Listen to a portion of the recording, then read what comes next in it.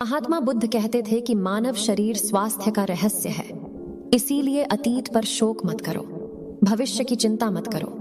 बुद्धिमानी तो यही है कि आप ईमानदारी से अपने वर्तमान में जियो। लेकिन हम में से अधिकांश लोग वर्तमान में जीना नहीं जानते, क्योंकि वह जीना ही नहीं चाहते।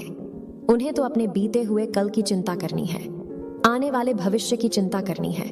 और यदि आप वर्तमान में जी सकते हैं तो कोशिश करके देख लो, आपका मन और आपका शरीर पूरी तरह से स्वस्थ हो जाएगा। एक बार जब आप वर्तमान में जीने लगते हैं तो न ही आपको अतीत के बीतने का दुख होता है और न ही आने वाले भविष्य की कोई चिंता रहती है, बल्कि वर्तमान में चलने वाली आपकी सांसें भी आपको वह आनंद देगी जो आज से पहले आपने कभी भी अनुभव नहीं किया होगा।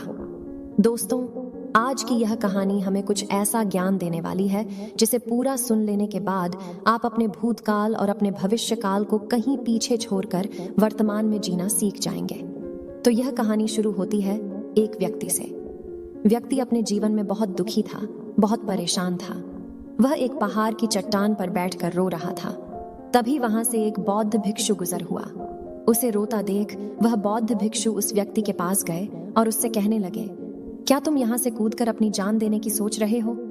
वह व्यक्ति कहता है, आपने बिल्कुल सही जाना, लेकिन आपको इससे क्या फर्क पड़ता है? यह मेरा जीवन है, मैं इसके साथ जो चाहूं वह करूं। तभी वह बौद्ध भिक्षु उस व्यक्ति से कहते हैं, तो फिर अभी तक बैठकर रो क्यों रहे हो? अगर तुम्हें अपनी जान लेनी ही है तो यहां बैठकर रोने से क्या फायदा? इस बात को सुनकर वह व्यक्ति थोड़ा सा क्रोधित हो जाता है और उस बौद्ध भिक्षु से कहता है, देखिए महाराज, मैं यहाँ पर जो करने आया हूँ वह तो मैं करूंगा ही, लेकिन आपको इसमें दखल अंदाजी करने की कोई जरूरत नहीं। इतना कहते ही वह व्यक्ति फूट फूट कर रोने लगता है। तभी वह बौद्ध भिक्षु उससे कहते हैं, अच्छा यह बताओ, क्या तुम सब कुछ छोड़ आए हो या फिर अपने साथ कुछ लाए हो? तभी वह व्यक्ति बौद्ध भिक्षु को जवाब देते हुए कहता है, हे गुरुदेव, मैं सब कुछ छोड़ आया हूँ। मेरे पास अब कुछ नहीं है और ना ही मेरे पास इस वक्त कुछ खोने के लिए बचा है, तो फिर भला मैं जीकर क्या करूंगा? यह सुन वह बौद्ध भिक्षु उस व्यक्ति से कहते हैं, यदि ऐसा है तो तुम अपने सिर पर यह बोझ लिए हुए क्यों ढो रहे हो? बौद्ध भिक्षु की यह बात सुनकर थोड़ा सा आश्चर्यचकित हो जाता है। वह उन बौद्ध भिक्षु से कहता है, हे गुरुवर, मैं कौन सा बोझ लिए ढो रहा हूं? मेरे हाथ खाली हैं और मेरे पास कुछ भी नहीं है। तभी वह बौद्ध भिक्षु कहते हैं, तुम्हारी सांसें भी ठीक से नहीं चल रही हैं। तुम आए तो हो यहाँ दुनिया छोड़ने और फूट फूट कर रोए जा रहे हो। एक खाली इंसान कभी भी ऐसा नहीं करता जो कंगाल हो चुका हो। जिसके पास और कुछ न बचा हो वह भला क्यों रोएगा? यह सुन वह व्यक्ति और भी क्रोधित हो जाता है और उस बौद्ध भिक्षु से कहता है, आपको इससे क्या मतलब? तभी वह बौद्ध भिक्षु उस व्यक्ति से कहते हैं, क्या तुमने कभी अपने अंदर की ओर झांकने की कोशिश की है? तुमने कितना बोझ उठाया हुआ है? तुम अपने जीवन में कितना कुछ बोझ लेकर अपने इन दो कंधों पर ढो रहे हो? इन सभी बोझों को कब तक दोगे? इन बोझों को यहीं पर उतार दो और थोड़ा सा हल्का हो जाओ। कब तक इन बोझों के तले दबे रहोगे? जैसे ही उस व्यक्ति ने उस बौद्ध भिक्षु के मुंह से ये सारी बातें सुनी, वह तुरंत ही उनके चरणों में गिर पड़ा और उनसे हाथ जोड़कर कहने लगा, हे गुरुदेव, अभी तक मुझे कोई नहीं समझ पाया था। यहाँ से कई लोग आए और गुजर गए, लेकिन किसी ने भी मुझसे यह नहीं कहा। आपने तो मेरे मन की बात पढ़ ली, यहाँ तक कि मेरे घर वाले भी मुझे नहीं समझ पाए, लेकिन आपने एक बार में ही मुझे पूरी तरह से जान लिया है। आगे वह व्यक्ति बौद्ध भिक्षु से कहता है, क्या आप मेरी इस समस्या का समाधान कर सकते हैं? बौद्ध भिक्षु कहते हैं, कहाँ है समस्या? वह व्यक्ति कहता है, मेरे घर पर है, आप मेरे साथ चलिए। वह बौद्ध भिक्षु उस व्यक्ति से कहते हैं, नहीं, समस्या तुम्हारे घर पर नहीं है। वह व्यक्ति कहता है, नहीं नहीं गुरुदेव, समस्या मेरे घर पर ही है, आप एक बार मेरे साथ चलकर तो देखिए। वह बौद्ध भिक्षु उस व्यक्ति को समझाते हुए कहते हैं, समस्या तुम्हारे घर पर नहीं, तुम्हारे भीतर है। क्या तुमने कभी अपने भीतर झांकने की कोशिश की है? सारी समस्याएं तुम्हारे भीतर हैं। जब तक तुम उसका समाधान नहीं करोगे तो तुम्हें हर जगह हर समय समस्या ही दिखेगी। और यदि समस्या तुम्हारे घर पर है तो तुम इस पहाड़ की चोटी पर क्या कर रहे हो? तुम तो कह रहे थे कि तुमने पीछे सब कुछ छोड़ दिया है, अपना घर, अपने परिवार, अपने सगे संबंधी, और यदि तुमने ये सारी चीजें छोड़ ही दी हैं तो तुम्हारी समस्या भी वहीं पर छूट गई है। फिर तुम भला इतने परेशान क्यों हो? उस बौद्ध भिक्षु के मुंह से ये सारी बातें सुनकर वो व्यक्ति कहता है, हे गुरुवर, आप सही कहते हैं, मैं आपकी बातों को समझ पा रहा हूँ। कमी तो मेरे ही अंदर है, मैं किसी काम का नहीं हूँ। मैं जब भी कोई काम करने जाता हूँ तो सब बिगाड़ देता हूँ। मेरे हाथों सारे काम गड़बड़ हो जाते हैं। मैंने आज तक कोई भी काम ढंग का नहीं किया। मेरी तो किस्मत ही खराब है। उस व्यक्ति के मुख से ये सारी बातें सुनकर बौद्ध भिक्षु मुस्कुराने लगे और उस व्यक्ति से कहा, अच्छा, तुम्हें लगता है कि तुम्हारी किस्मत खराब है, तो मुझे ये बताओ, क्या खराबी है तुम्हारे किस्मत में? तभी वो व्यक्ति उस बौद्ध भिक्षु से कहता है, हे गुरुवर, मुझे व्यापार करना था और व्यापार करने के लिए मुझे धन की आवश्यकता थी। इसीलिए मैंने अपने परिवार से थोड़ा सा धन लिया और उसी धन से मैंने अच्छा सा व्यापार खड़ा किया। लेकिन गुरुवर, मेरा व्यापार ज्यादा दिन तक नहीं चल सका। शुरू में मेरे परिवार वालों ने मेरा पूरा साथ दिया और तब तक सब कुछ ठीक भी चल रहा था। लेकिन धीरे धीरे मुझे मेरे व्यापार में नुकसान होने लगा और ये सब देख मेरे परिवार वाले मुझसे नाराज हो गए और मुझसे दूर चले गए। मैं तो चाहता था कि मैं अच्छा व्यापार करूं, अच्छा धन कमाऊं, ताकि मैं अपने परिवार को अच्छे से संभाल सकूं, उन्हें वो हर सुख सुविधा दे सकूं जिनकी उन्हें आवश्यकता है। मैं तो सब उन्हीं के लिए कर रहा था, लेकिन वो लोग मुझे समझ नहीं पाए और मुझे ही इसका जिम्मेदार ठहराते हैं। और मुझे भी यही लगता है कि मैंने गलत किया, क्योंकि मेरा भी एक मित्र है। उसने मेरे साथ ही व्यापार शुरू किया था, लेकिन उसका देखो, उसका व्यापार बहुत अच्छा चल रहा है। मेरा मित्र जब भी मेरे घर आता है तो अपने अच्छे व्यापार की बातें अवश्य बताता है। वह हमेशा यह कहता रहता है कि किस तरह से उसने अपने दम पर व्यापार को खड़ा किया है और उसे चलाने में भी वह सक्षम है। किस तरह से उसने जी तौर मेहनत की और अपने व्यापार को उन ऊंचाइयों तक ले गया। यह सब सुन मेरे परिवार वाले भी मुझसे कहते हैं, देख, वह तेरा मित्र है, उसने अपने व्यापार को कहां से कहां ले गया और तूने तो हमारी जमा की हुई पूंजी भी गवा दी, हमारा नुकसान करा दिया। मेरे परिवार वाले मुझसे हमेशा यही कहते रहते हैं कि तेरे बस का कुछ नहीं। इन तानों को सुन सुनकर मैं बड़ा परेशान हो चुका था। इसीलिए मैंने कर्जे लिए और नया व्यापार खड़ा किया, लेकिन वहां पर भी मुझे मुंह की खानी पड़ी और मेरा व्यापार पूरी तरह से चौपट हो गया। अब तो हालत यहाँ तक आ चुकी है कि मेरा घर भी अब गिरवी पड़ा हुआ है। अब आप ही बताइए गुरुवर, मैं क्या करूं? तभी वह बौद्ध भिक्षु उस व्यक्ति से कहते हैं, अच्छा, तुम्हें यह पता है कि तुम्हारा मित्र तुम्हारे पास क्यों आता था? तभी वह व्यक्ति कहता है, हाँ, मुझे अच्छी तरह से पता है। वह मुझे मेरे घर वालों के सामने नीचा दिखाने के लिए आता था, मेरी बुराई करने आता था। वह यह जताने आता था कि वह मुझसे व्यापार में कई गुना आगे है, श्रेष्ठ है। वह चाहता है कि मैं उसकी सफलता देखकर दुखी रहूं, तड़पता रहा हूं और परेशान रहूं। तभी वह बौद्ध भिक्षु उस व्यक्ति से कहते हैं, क्या तुम उसके व्यापार को देखकर सच में दुखी रहते थे? वह व्यक्ति कहता है, हाँ, इतना अच्छा व्यापार उसने खड़ा किया है और मेरा व्यापार चौपट हो गया, तो यह देखकर मुझे तो दुख होगा ही ना गुरुवर, मुझे तो जलन होगी ही। तभी वह बौद्ध भिक्षु उस व्यक्ति से कहते हैं, तुम्हें दुख किस बात का था, अपनी असफलता का या फिर अपने दोस्त की सफलता का?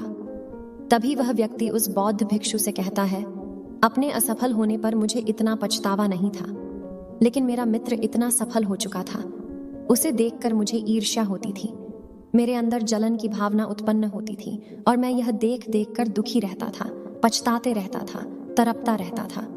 तभी वह बौद्ध भिक्षु उस व्यक्ति से कहते हैं, इसका अर्थ तो यह हुआ, अगर तुम्हारा मित्र भी असफल हो जाए तो तुम्हें खुशी होगी। तो वह व्यक्ति कहता है, जी हाँ, मुझे बड़ी खुशी होगी अगर वह असफल हो जाए, उसका व्यापार चौपट हो जाए। यह सुन बौद्ध भिक्षु फिर से एक बार मुस्कुराने लगे और उस व्यक्ति से कहते हैं, इसका अर्थ तो यही हुआ कि तुम्हारी खुशी तुम्हारे मित्र पर निर्भर करती है। यदि वह चाहे तो तुम्हें खुश कर दे और यदि वह चाहे तो तुम्हें दुखी कर दे, क्योंकि तुम खुद से न तो खुश हो सकते हो, ना ही दुखी। तुम तो अपने मित्र के गुलाम बनकर रह चुके हो, और अगर यही बात है तो तुम्हारी समस्या का कोई समाधान नहीं है, क्योंकि तुम्हारी खुशियां और तुम्हारी तकलीफें यह सब दूसरों के व्यवहार पर निर्भर करती हैं। तुम्हारे कर्मों से तुम्हारा तो कुछ हुआ नहीं, न तो तुम अपने कर्मों से खुश हो सकें और न ही दुखी। इसीलिए तुम्हारी समस्याओं का मैं कोई समाधान नहीं कर सकता। तभी वह व्यक्ति उन बौद्ध भिक्षुओं से कहता है, हे गुरुवर, ऐसा मत कहिए, मुझे आपसे बात करते करते बहुत आशा आपसे हो गई है, क्योंकि आप ही वह हैं जिन्होंने मुझे जाना है, मुझे समझा है। हे गुरुवर, मैं आपसे विनती करता हूँ कि मेरे इस समस्या का समाधान मुझे आप बताइए। तभी वह बौद्ध भिक्षु उस व्यक्ति से कहते हैं, जब हम दूसरों से आशा बांध लेते हैं तब हम दूसरों पर पूरी तरह से निर्भर हो जाते हैं। अगर मैं तुम्हें कोई भी रास्ता न बताऊं, मैं तुम्हें तुम्हारी समस्या का समाधान न दूं, तो तुम इसी तरह से दुखी रहोगे, रोते रहोगे, बिलखते रहोगे। और अगर मैं कोई रास्ता तुम्हें बता दूं, मैं तुम्हें कोई समाधान बता ही दूं, तो हो सकता है तुम्हें कुछ मिल जाए। लेकिन एक बात हमेशा याद रखना कि जो तुम्हारा मित्र तुम्हारे घर पर आता है, यह तुम्हें बताने के लिए कि किस तरह से उसने अपने व्यापार में वृद्धि की, किस तरह से उसने कड़ी मेहनत की, जो तुम्हें दुखी करने आता है। लेकिन क्या तुमने कभी गौर किया है, तुम्हारा मित्र बात तो सच्चे ही कह रहा है कि किस तरह से उसने अपने जीवन में वह संघर्ष किया और उस मुकाम तक पहुंचा है। तो उसने अपने अनुभव की ही बात तो तुम्हें बताई है। आप चाहो तो तुम उस अनुभव का इस्तेमाल कर सकते हो, या फिर तुम उस अनुभव को व्यर्थ ही जाने दे सकते हो और अपने मन में ईर्ष्या जैसे भाव उत्पन्न कर सकते हो। समझदारी तो इसी में है कि जब तुम्हें अपने अनुभव के बारे में बता रहा है कि किस तरह से उसने संघर्ष किया है अपने जीवन में, अपने व्यापार को उस ऊंचाई तक पहुंचाने के लिए, तो तुम अपनी बुद्धि का इस्तेमाल करो, उसके अनुभव का इस्तेमाल करो, उसके ज्ञान का इस्तेमाल करो। तुम्हें तो खुश होना चाहिए। तुम्हें जो अनुभव चाहिए था, तुम्हारा मित्र आकर तुम्हें घर पर ही दे रहा है, और इस पर तो तुम्हें अपने मित्र का आभार प्रकट करना चाहिए, क्योंकि घर बैठे बैठे तुम्हें वह अनुभव प्राप्त हो रहा है जो तुम अपने जीवन से प्राप्त नहीं कर सके। इसीलिए आगे बढ़ो, संघर्ष करो, उस अनुभव का इस्तेमाल करो और कभी हार मत मानो, क्योंकि समय की एक खूबी है, समय चाहे कैसा भी हो बदल जरूर जाता है। इसीलिए समय चाहे जैसा भी हो, अच्छा या बुरा दोनों का गुजरना तय है। लेकिन सबसे जरूरी यहाँ पर समझने वाली बात यह है कि इन दोनों वक्त को देखने के लिए तुम्हारा जीवित रहना आवश्यक है, और जब तुम्हारा अच्छा वक्त शुरू होगा, तुम अपने संघर्ष से अपने व्यापार को खड़ा करोगे और अपने व्यापार को पुण्य ऊंचाइयों तक ले जाओगे। तब वही तुम्हारे मित्र तुम्हारी सफलता की नहीं, तुम्हारी असफलता के गुण गाएंगे, ताकि तुम उन्हीं की तरह कोई गलत निर्णय लो और तुम उन्हीं की तरह बर्बाद हो जाओ। तो यहाँ पर तुम्हें अपनी बुद्धि का इस्तेमाल करना होगा। तुम्हें उनकी बातों पर ध्यान न दे करके क्योंकि अपनी बुद्धि का प्रयोग करना होगा, क्योंकि उस समय वे तुम्हें सुखी नहीं दुखी करने आएंगे, क्योंकि उसे भी तुम्हें दुखी देखकर उतना ही मजा आएगा जितना कि तुम्हें उसे दुखी देखकर आएगा। ये सारी बातें सुन वह व्यक्ति उस बौद्ध भिक्षु से कहता है, हे गुरुवर, आप बिल्कुल ठीक कह रहे हो। मेरे जीवन को मैं नहीं चला रहा, बल्कि मेरे सगे संबंधी और मित्र चला रहे हैं, जो मेरे जीवन में सुख और दुख भरे जा रहे हैं। लेकिन गुरुवर, यहाँ पर मेरा एक प्रश्न है। जब मैंने व्यापार खड़ा किया था तो मेरा उद्देश्य यही था कि मैं अपने परिवार को सुखी रख सकूं, उन्हें वह सुख सुविधाएं दे सकूं। तो क्या अपने परिवार के लिए ये सारी बातें सोचना गलत है? मैं तो अपने परिवार के लिए ही सब कुछ कर रहा था, लेकिन व्यापार में नुकसान होने के बाद वह परिवार भी मुझे छोड़ गया। इस पर बौद्ध भिक्षु मुस्कुराने लगे। तभी वह व्यक्ति बौद्ध भिक्षु से कहता है, इसमें मुस्कुराने की क्या बात है? क्या मैंने कोई गलत प्रश्न पूछ लिया? तभी वह बौद्ध भिक्षु कहते हैं, नहीं, हर व्यक्ति यही चाहता है कि कोई उसकी गलती पर सांत्वना दे, और तुम भी वही चाहते हो। हर कोई यही चाहता है कि जब वह कुछ करे तो उनकी प्रशंसा की जाए, और जब हमें प्रशंसा नहीं मिलती है तो हमें भीतर ही भीतर बड़ा दुख होने लगता है। हमारे मन को एक ठेस पहुंचती है, और तब हमारे मन में यह भाव उत्पन्न होने लगता है कि इस दुनिया में सभी मतलबी हैं, सभी अपने मतलब के लिए जीते हैं, सभी अपने मतलब के लिए काम करते हैं, और सभी हमारे साथ अपने मतलब के लिए ही रहते हैं। लेकिन अगर तुम किसी को अपना परिवार मानते हो और अपने उस परिवार के लिए कुछ करना चाहते हो, तो फिर तुम्हें ऐसा क्यों लगता है कि तुम दूसरों के लिए कर रहे हो? तुम तो अपने लिए ही कर रहे हो ना। अगर तुम्हें लगा कि तुम दूसरों के लिए कर रहे हो तो तुम जीवन भर दुखी ही रहोगे, और जब तुम्हें लगेगा तुम अपने लिए कर रहे हो, तब तुम्हें एक अजीब सी खुशी प्राप्त होगी और तुम हमेशा खुश रहोगे। और जब तुम अपने कार्यों को बेहतर से और बेहतरीन करने में लगे रहोगे, तो तुम्हें किसी की सांत्वना की भी कोई जरूरत नहीं पड़ेगी। तभी वह व्यक्ति उन बौद्ध भिक्षुओं से कहता है, हे गुरुवर, मुझे आपकी बात समझ में आ गई। तब तक मेरी किस्मत दूसरों के हाथों में थी। वह उसमें जैसे रंग चाहे सुख के या दुख के भर दिया करते थे। लेकिन अब से मैं अपनी किस्मत अपने हाथ में रखूंगा, और फिर चाहे यह अच्छी हो या खराब, मैं हार नहीं मानूंगा।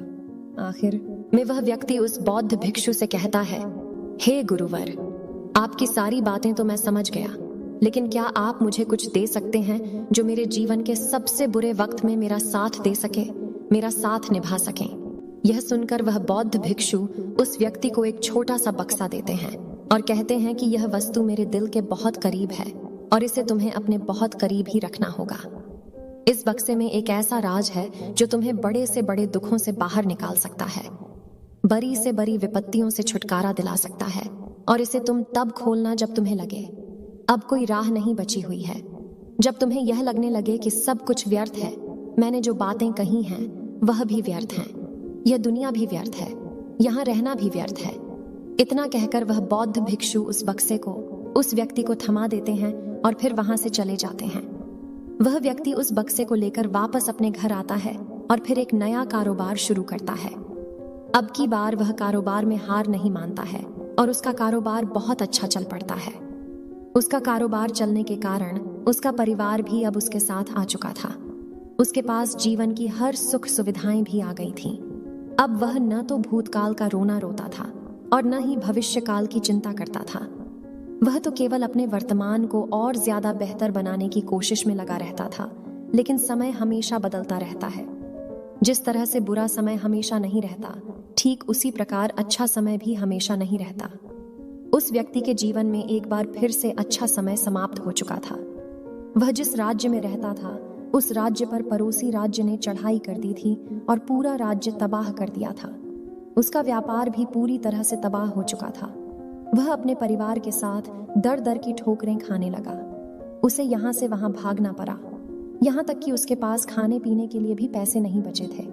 उसके बच्चे भी अब बीमार पड़ चुके थे, उनके इलाज के लिए भी उसके पास पैसे नहीं थे। तब उसे एहसास होने लगा यह सब व्यर्थ है, उसका यह जीवन जीना भी व्यर्थ है, यह पूरा संसार व्यर्थ है, और जो कुछ भी बातें उस बौद्ध भिक्षु ने कही थीं वह सारी बातें भी व्यर्थ हैं। आज मेरे पास कुछ नहीं बचा, आज मेरे पास जीने का कोई मकसद नहीं बचा। वह व्यक्ति अंदर से पूरी तरह निराश हो चुका था, अंदर से पूरी तरह से टूट चुका था। वह व्यक्ति यह सब सोच ही रहा था। तभी उसकी नजर उस बक्से पर पड़ी जो उसे उस बौद्ध भिक्षु ने दिया था। फिर उस व्यक्ति ने उस बक्से को खोला। उस बक्से में एक पर्ची थी जिसमें यह लिखा था कि आपकी नई जिंदगी की शुरुआत कहीं से भी हो सकती है। आपके पास सोने का सिक्का होना हो, लेकिन आपके पास वह हिम्मत तो है, तो कुछ ना कुछ आप अवश्य ही कर लेंगे। उस पर्ची को पढ़ने के बाद उस व्यक्ति के मन में एक बार फिर से आशा की लहर दौड़ पड़ी और उसने अपने जीवन में फिर से हिम्मत बांधी और उन ऊंचाइयों को छूने के लिए फिर से मेहनत करने लगा। तो दोस्तों, मुझे आशा है कि आज की ये वीडियो आपको पसंद आई होगी और आपने इस कहानी से बहुत कुछ सीखा होगा। अगर आपने इस कहानी से कुछ सीखा हो तो कृपया लाइक बटन पर क्लिक करना और हमारे चैनल को सब्सक्राइब करना ना भूलें। फिर मिलते हैं एक नई वीडियो में, और तब तक आप अपना ख्याल रखें। धन्यवाद।